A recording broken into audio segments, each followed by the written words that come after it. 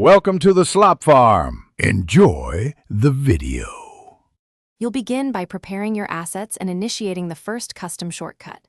Make sure Shortcuts is available and your icon image is in Photos or Files. Once done, open Shortcuts and tap plus to create a new shortcut, add the Open App action, and choose the app you want to replace. Tap the three-dot menu, select Add to Home Screen, then tap the icon thumbnail to choose your photo. Name the shortcut clearly so you recognize it on the home screen. Now continue by assigning and organizing icons for multiple apps.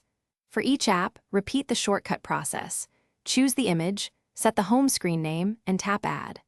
Once you have several shortcuts, organize them into folders or pages, and use the app library to keep originals accessible but off the home screen. Make sure to keep original apps in place until you confirm each custom icon launches properly, and group similar icons to maintain a consistent visual system across your pages. Finish by tidying your layout and verifying behavior.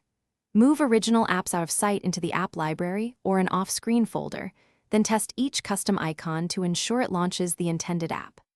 Back up your icon files and a list of shortcut names to iCloud or Files so you can restore them later. If you see a brief delay or confirmation when launching via Shortcuts, make sure iOS and Shortcuts are updated, grant necessary permissions, and reinstall.